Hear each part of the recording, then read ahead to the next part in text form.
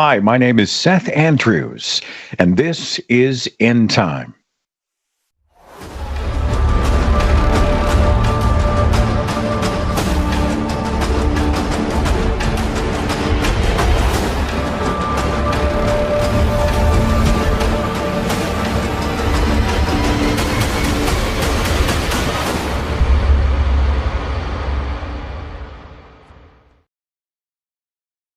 Good evening, everyone. My name is Nicholas Lamar Suter. With me today is Commander Lance McMillan, and this is the Rundown. The first day of Congress being back as the new year starts, and they are down one seat in the Republican Party. Marjorie Taylor Greene's seat empty, the first time since 2021 that she is not a member of Congress.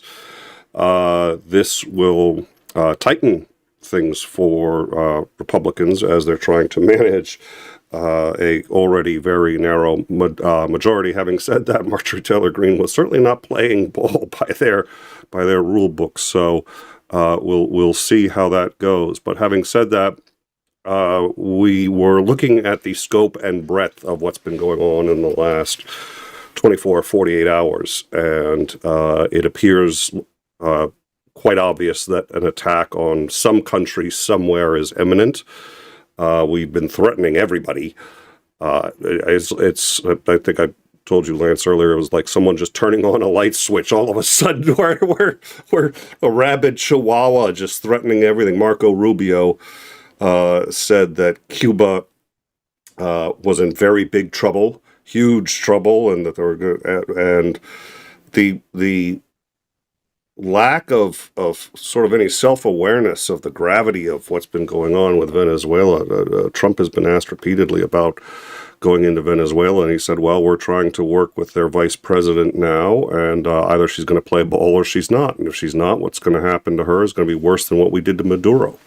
He said this live on air.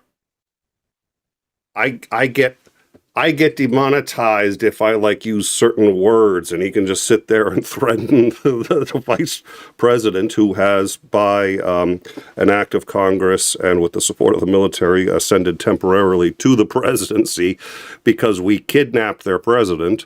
He was not legally their president, I will grant that, but nonetheless, wow. So any thoughts on the let's start with Venezuela, because that's the most pertinent. Yeah. Sure.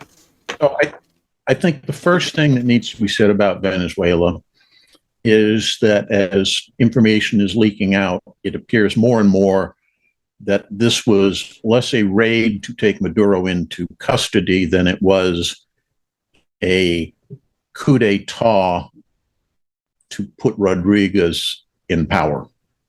Mm-hmm. Apparently, I don't remember exactly when it was, but I think in October, maybe September, Trump had a phone call with Maduro, and it suggested that he basically gave him an ultimatum, and Maduro flipped him the bird. So that's when he was on the out list. And we know that multiple calls have been made by Trump or others in the administration to Rodriguez in the days and weeks leading up to the attack. So I think it's fair to say she was not unaware that something was about to happen.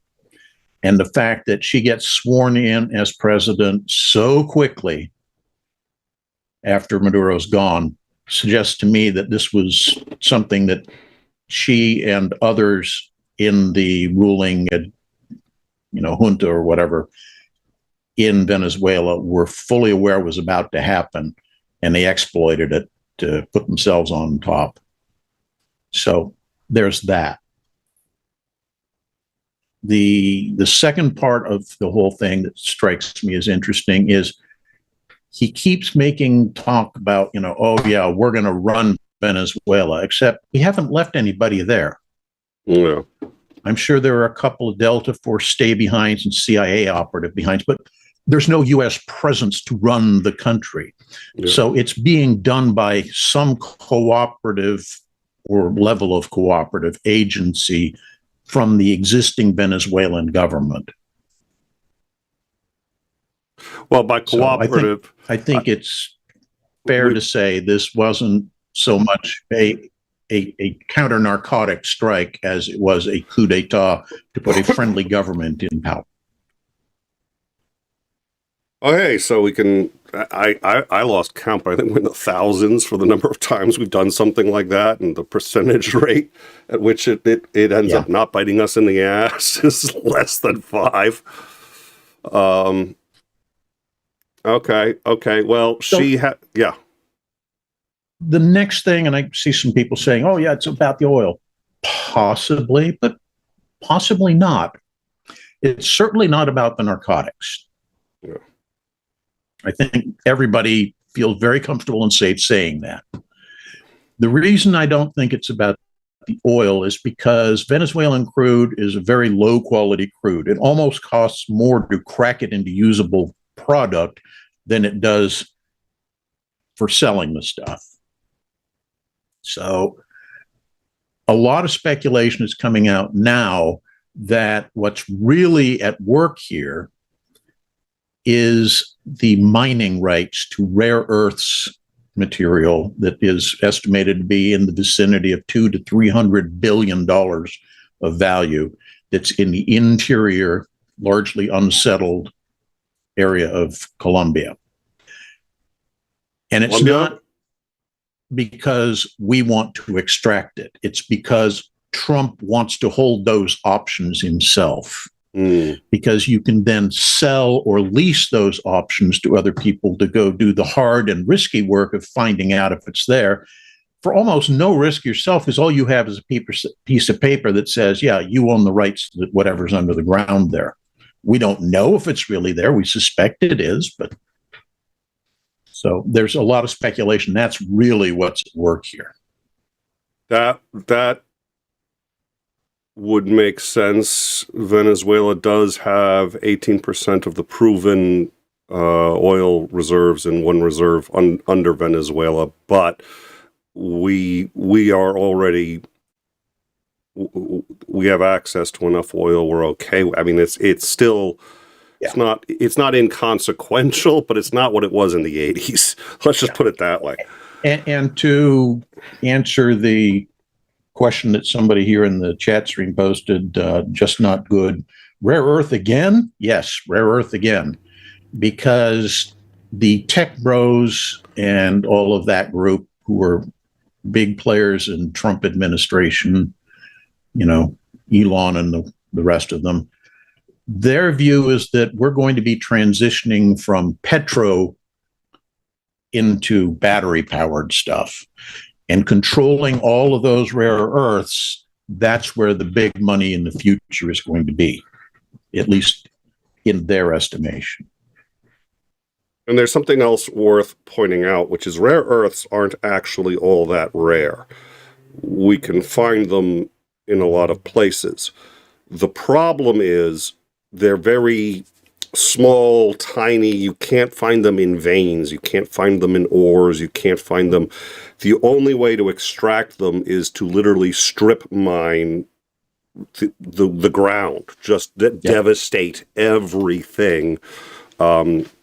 Take an entire mountain, take it down, and then just keep digging a hole in the ground. That's the only way to get them out. There's no other way. So we could find a huge amount of...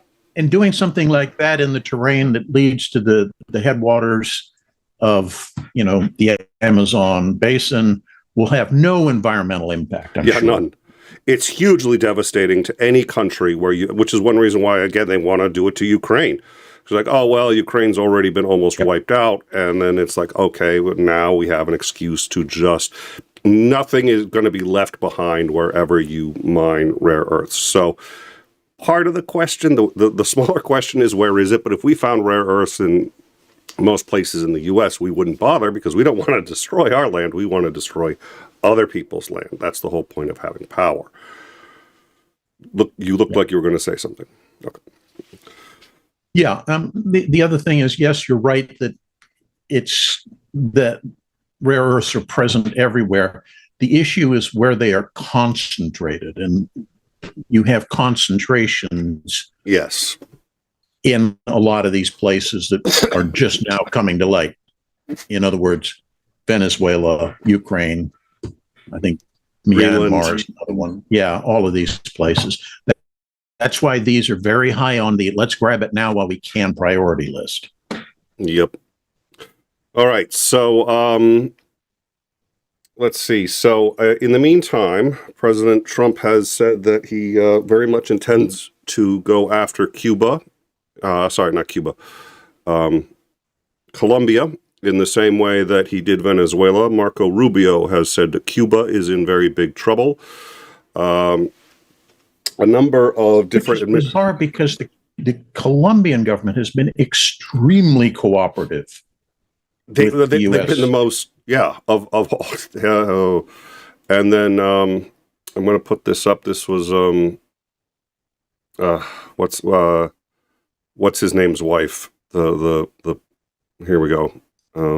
Stephen Miller, Gruppenführer Miller. Stephen Miller's wife posted this. The future Gauleiter of Venezuela. Yeah. So, and I'm sitting here going, the U.S., I mean, we really kind of are acting like a rabid chihuahua, to borrow a phrase from Kafir, because we are at this point threatening to attack or posting just about... Now, as that's happening, it turns out a significant number of U.S. military resources are being redeployed or moved to through the UK. What can you tell us about that? Okay. Two things that are individually nothing huge to note, but when you put the two and two together, it makes you wonder.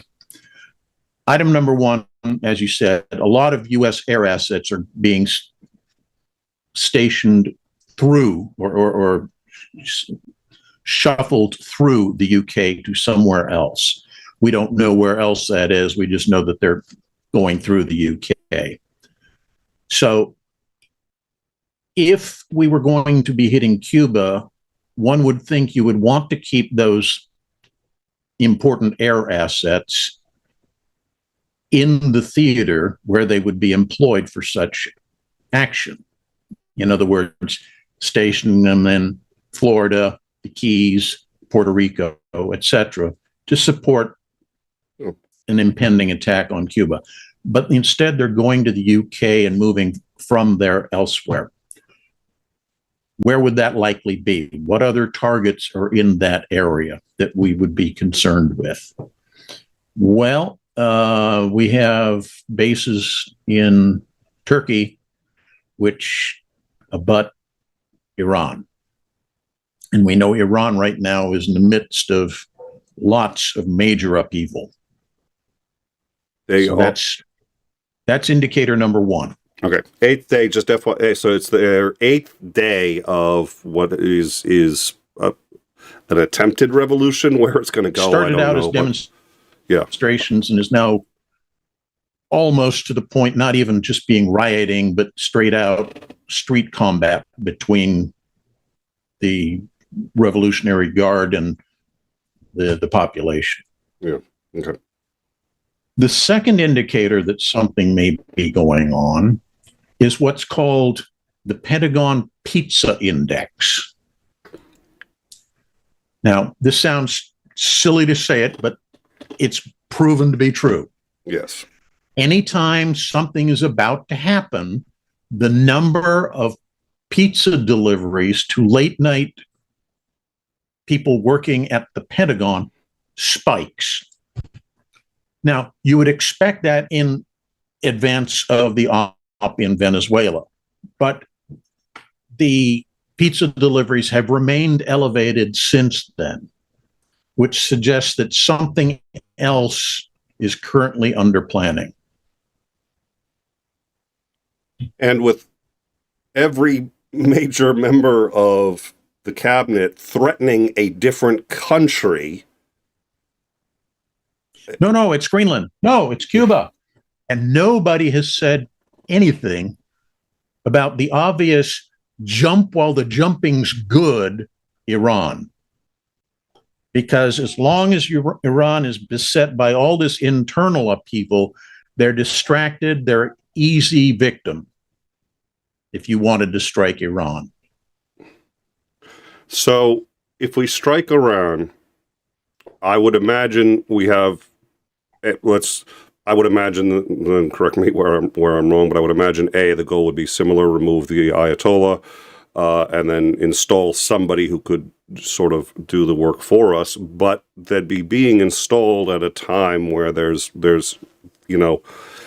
near chaos. I mean, the government's barely ruling, and then do we end up inheriting that mess, or is that something somebody else can clean up? That's the only thing that would give me pause on saying we're going after as Iran. With Venezuela, we don't put an American occupation force in place. We learned, hopefully, with Afghanistan and Iraq, and arguably Vietnam, that doesn't really bode well.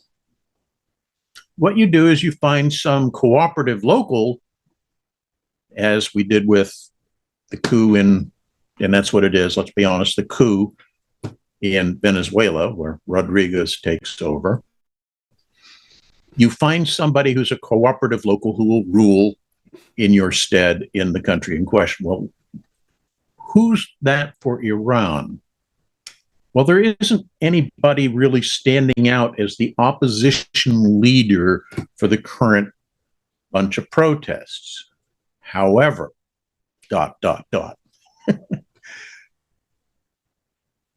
we have a very large Iranian expat community in this country. Mm-hmm.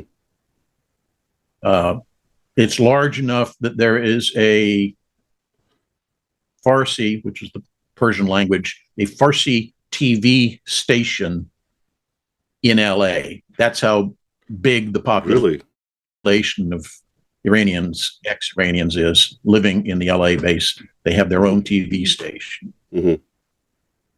Okay. Among the people that fled there is the heir to the Pahlavi family. The Pahlavis were the ones, that's who the Shah of Iran was, that was deposed by the Islamic Revolution in 79. That family also had ties to the CIA because the CIA are the ones who ousted Mossadegh to put the Pahlavis on the throne of Iran. Okay. And curiously, the crowds in Iran, and it's important to understand how loathed the Pahlavis were by the rank and file people in Iran. The elites loved him. And elites includes the emerging professional class in Iran and such. They thought he was great, but the peasantry out in the villages, outside the major cities, outside the people who were getting all the benefits of the burgeoning oil production that came out of Iran under the Shah, those people loathed and hated him. And that's why they turned to the mullahs. It's important to understand that in rural Iran, the guy who's the mullah for your local mosque, probably 95, 99 times out of 100, that position is inherited. It's not the congregation standing up and saying, oh, we like Muhammad over here. We think he should be the guy leading the mosque. No. It's the son of the son of the son of the son. You can track way, way back how far that goes. And one of the things the Pahlavi government was trying to do was break that cycle. And they were going to say that they were going to kind of, so to speak, nationalize the clergy so that if a village over here didn't have a mullah, what you did is you moved somebody from this village over there where it wasn't being served, and that would break the power cycle of, we're the people that own, your soul in this place. We're the ones that decide what's holy and what isn't. By breaking up those family-controlled churches. That's why the Ayatollah Khomeini was brought back after the Shah was ousted, because he had the backing of all of those, the clergy from the Iranian church, for lack of a better description. And you had said you were talking about the protesters, or the rioters, whatever you want to call the people who are fighting right now, have been leaving messages on or graffiti. It didn't start out that way. You didn't see any mention of bring back the Shah, bring back the Pahlavis until like day 4, and then it suddenly sort of spontaneously started appearing on walls and people yelling slogans and such. So. And that's how suspicious, perhaps. That's how the Shah was originally installed, if I recall, was that the CIA actually infiltrated these organizations and started trying to well, the organizations that were infiltrated back then with, to bring Shah to power were like the military, the intelligentsia, the people that were at odds with the clergy.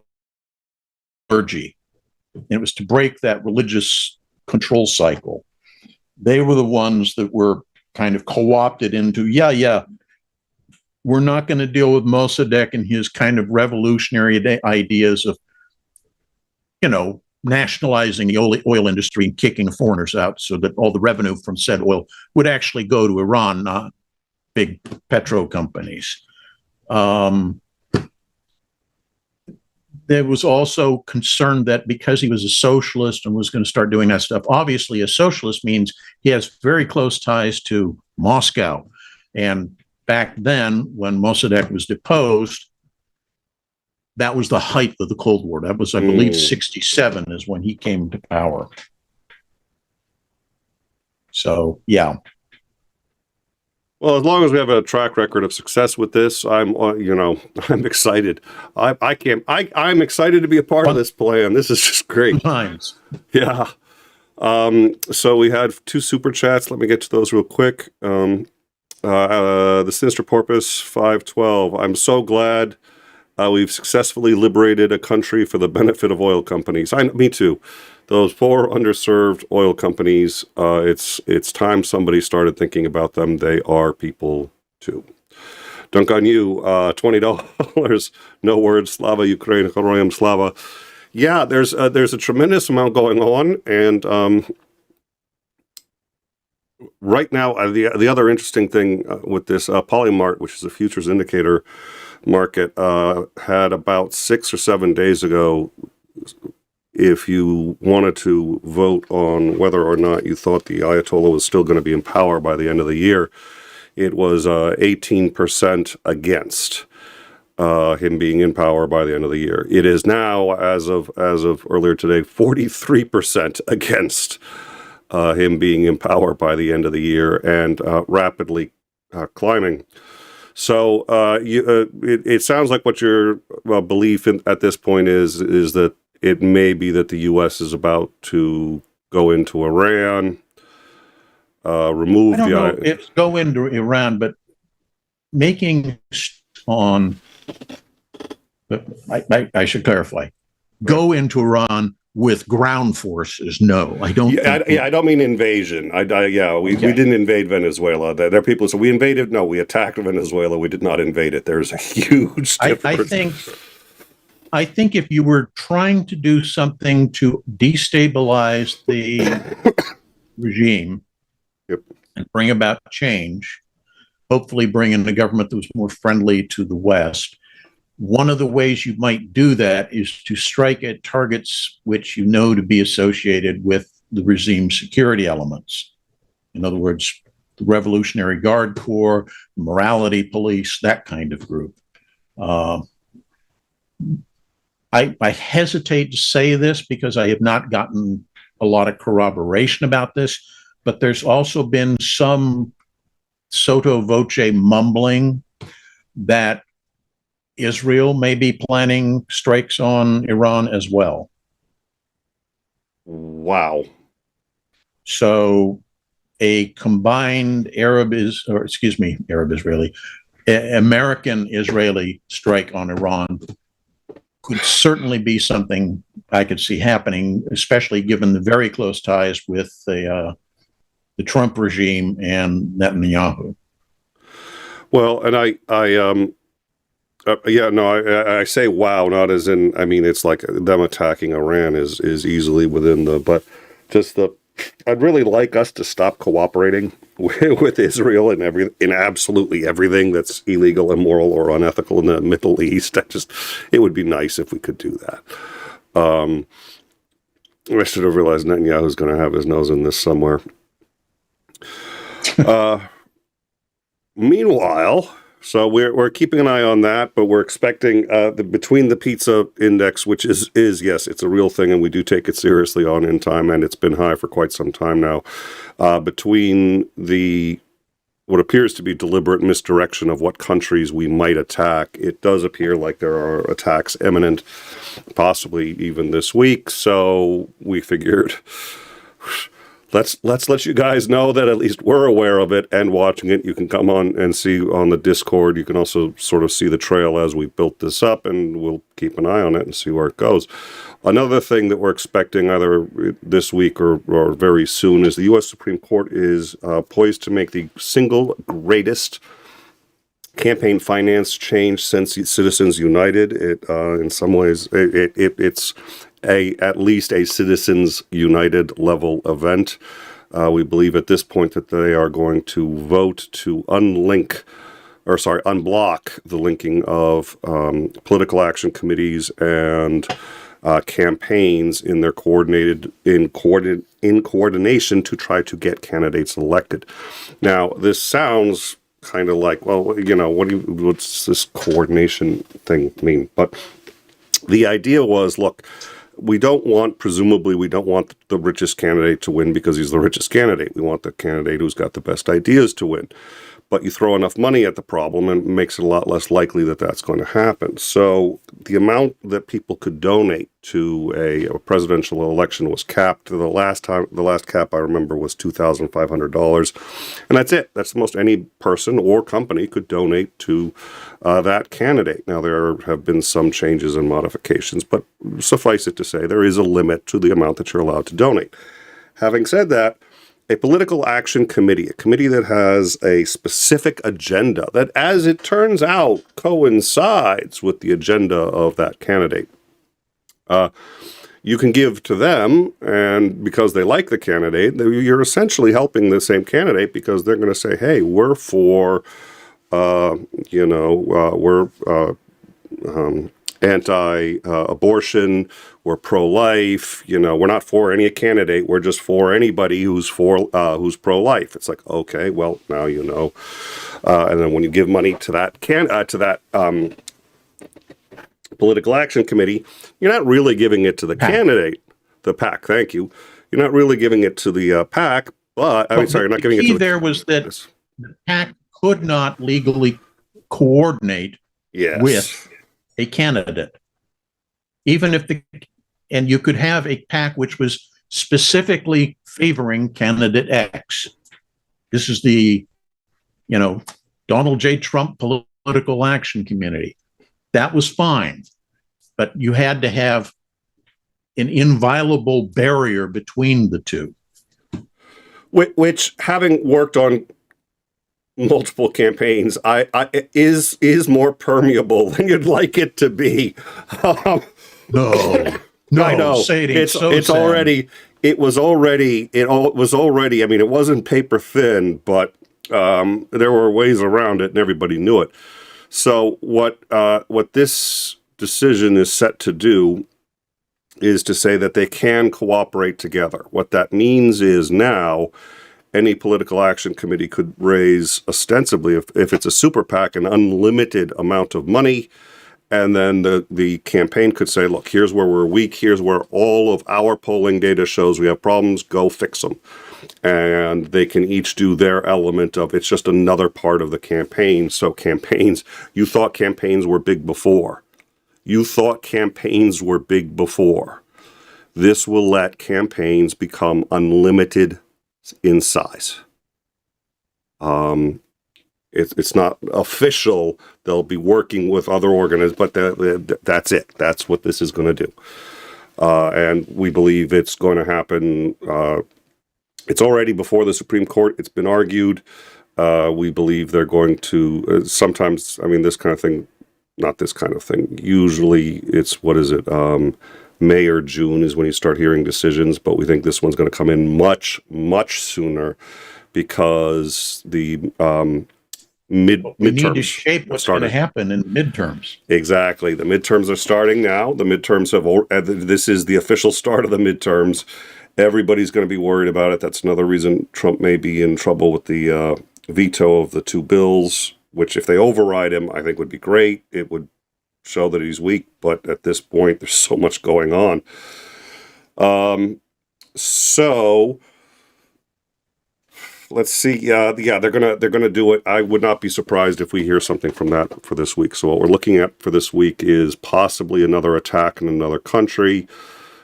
At some point soon, a new decision from the Supreme Court that will be as bad as Citizen United and will change forever how elections are done in this country. You can see this is why the clock was on fire there's some stuff coming up this week. Meanwhile, in good news, the Oversight Committee does appear to be very keen on following through with a number of inconsistencies and the failure of Pam Bondi to release all of the Epstein file information. The good news is because the midterms have now started, they are in a better position to negotiate because Trump doesn't have to get reelected. All of the members of the House do, every single one of them. So their constituents right now is no longer Donald Trump. It's the people who say they want to see what's going on with the Epstein files. One of the files, and I don't recall if we've shown this one before. I'm not going to read it aloud. It is graphic. Trigger warning if you're not in it, but we did want to put this up. There are two versions of this file. The first version that you see up there is the one that is purportedly in compliance with the law. It was released in the last tranche released by the DOJ.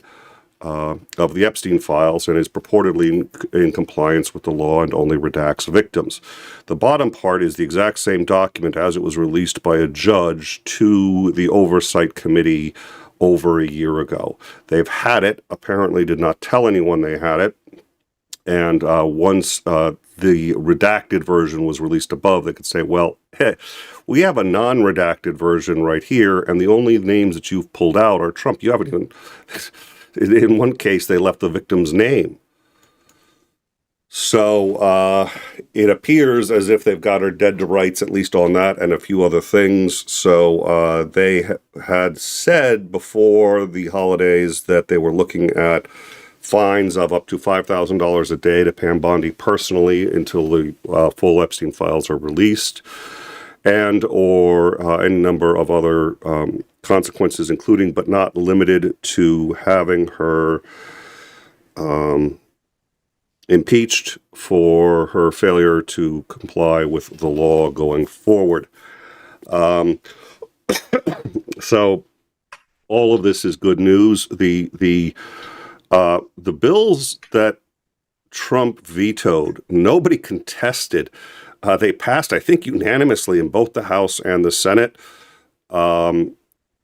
One of the vetoes was probably because Boebert was the sponsor, and he was pissed at Boebert for signing the Epstein discharge petition.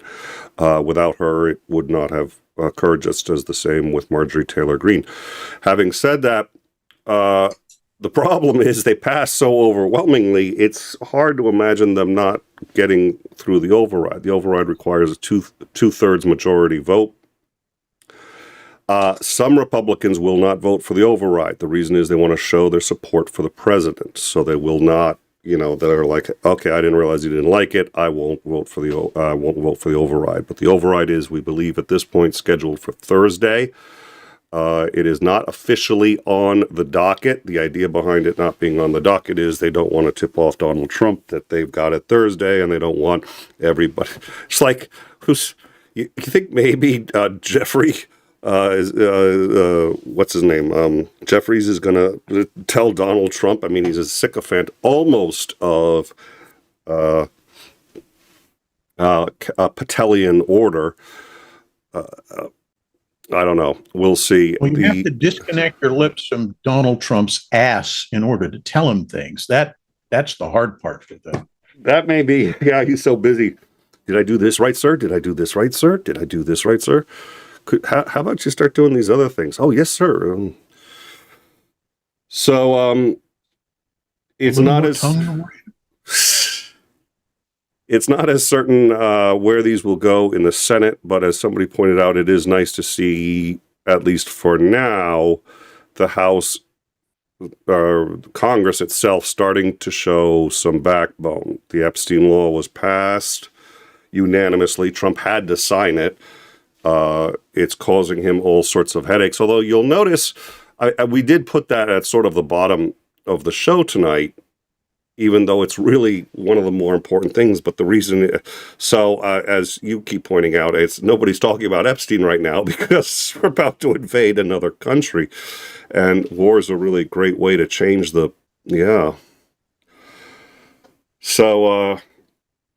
anyways, that is what we are looking at. There are so many people who will simply go, well, you can't say anything bad about the president right now because we're in the middle of a war. Doesn't matter that, all sorts of illegal stuff has been going on. No, that doesn't matter. It's important that we remain loyal to the president while we're in the middle of a war. And that goes way back.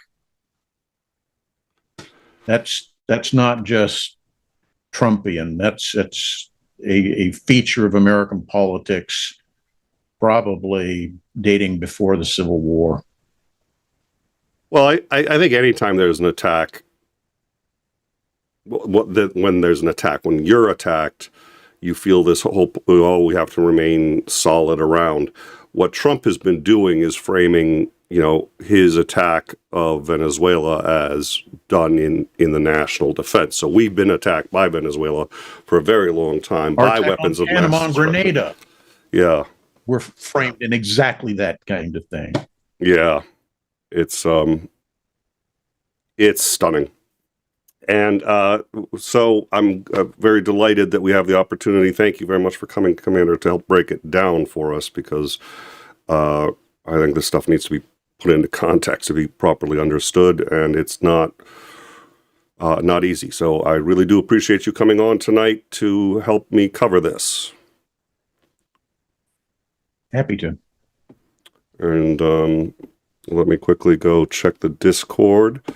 And yeah, I said Jeffries earlier. I got confused. Jim Jeffries, is it?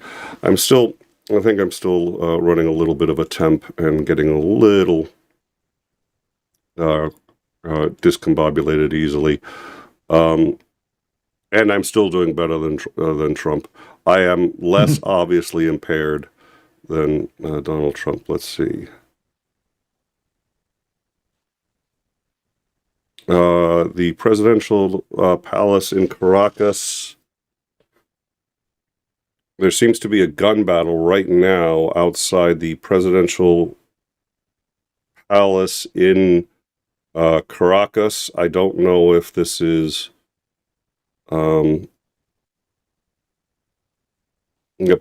gunfire, gun battles going around the Miraflores Palace in Venezuela. A potential coup. So I guess it's a question of now. Rubio went on Face the Nation today. I think it was probably yesterday, and was asked a number of questions including, does Cuba have it coming? To which he said, yes, Cuba's got it coming. Oh, they're in big trouble. They're very bad. I mean, it was really like watching someone carve up a roast. But at any rate, they had pointed out, they said, okay, the opposition party that is outside of Venezuela but won the Peace Prize and has 70% support, why not have them come in and run things? And his answer was, well, they're not there right now. They're outside. We need someone who's there right now, someone who's on the ground. So we're willing to work with the vice president so long as she's willing to do that. And if she's not willing to play ball, I think Trump's statement on that was telling, which was that she's a nice lady, but she doesn't command the respect of the nation. So 70% positive polling during the election doesn't count. No. What we really need is somebody who has the respect of the nation. In other words, somebody who will do business with me the way I want to do business. Yes. Now, if there is, was there any indication in your mind that there might be a coup? Or we've got the footage. I'm going to play it in just a second what we've got. I'd also like to thank Greg Terry, who has both himself and through others passed this on to me. So thank you, sir. Let me put this up. I'm going to, there's gunfire. I am going to put on the... Wouldn't surprise me if Maduro loyalists are trying to retake. 50% of the country still wanted him in, was my understanding, even though... Oh, yeah. He's still quite popular. Okay. Well, so if we left and if we didn't offer any guards, oh, dear Lord. All right, so this is, we have this is right now in Caracas, just outside the presidential palace.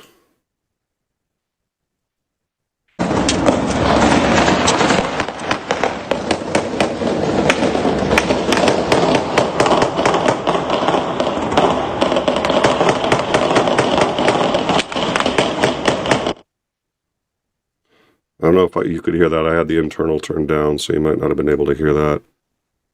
It's pretty quiet, but I think I hear gunfire. It's hard to tell. I'm going to play it one more time.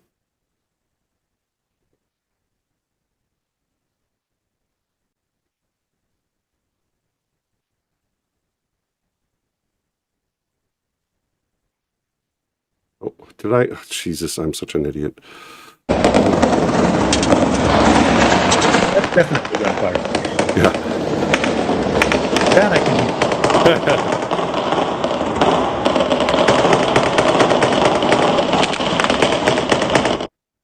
So yeah, that's okay. No further details. So what we're going to do, I think we're still going to end the show, but thank you for that. We're going to let you. Anyone who wants to follow along with us, we will be keeping that on the.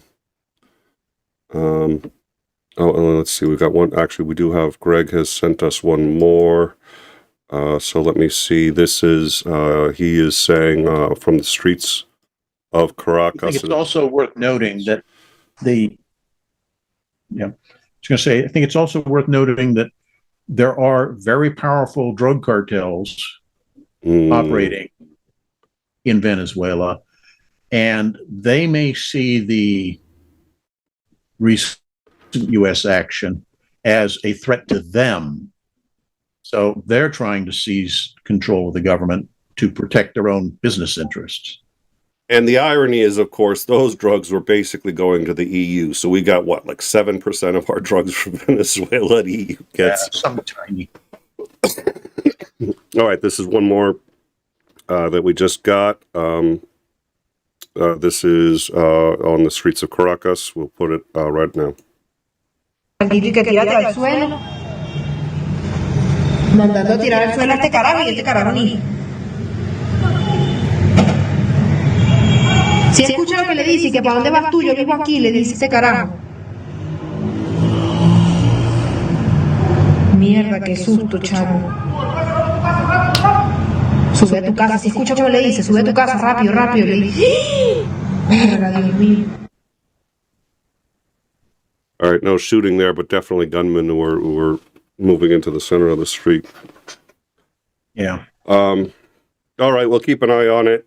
So there you go. Welcome to the week, folks. So we figured, thank you for choosing to start your day. If nothing is going to wake you up in the morning, nothing will wake you up in the morning like an episode of In Time will, if you want to.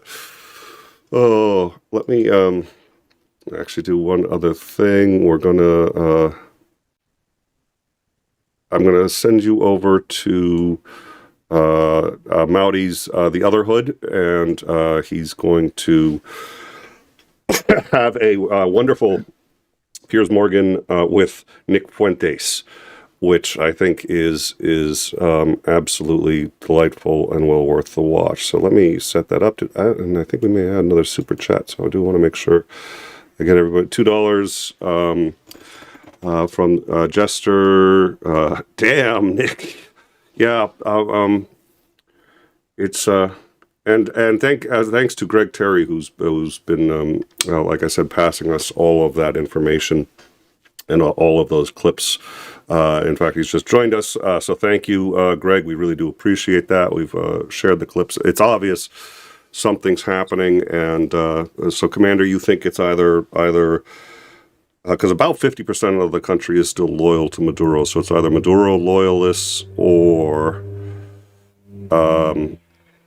drug cartels. If it's the loyalists and they capture the palace, what does the U.S. do then?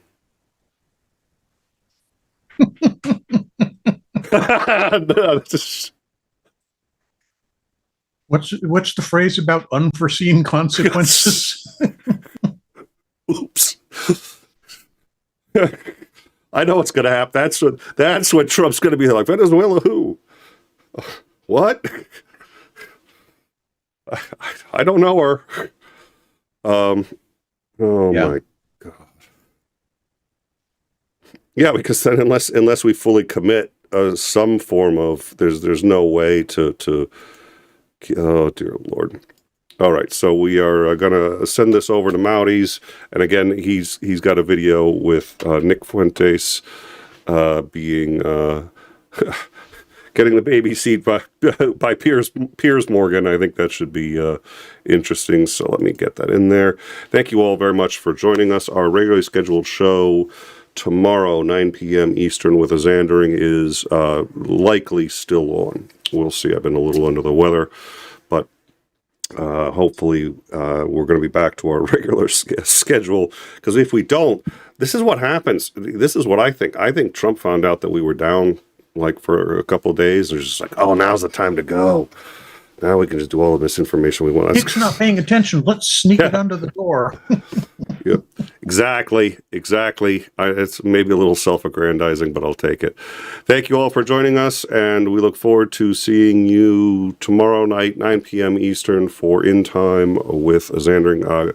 Mr. Terry, sir, you are a gentleman. Thank you once again for the help. Thank you to the mods. Thank you for the super chats, and we look forward to seeing you all tomorrow, or when we learn we've invaded another country, which could be.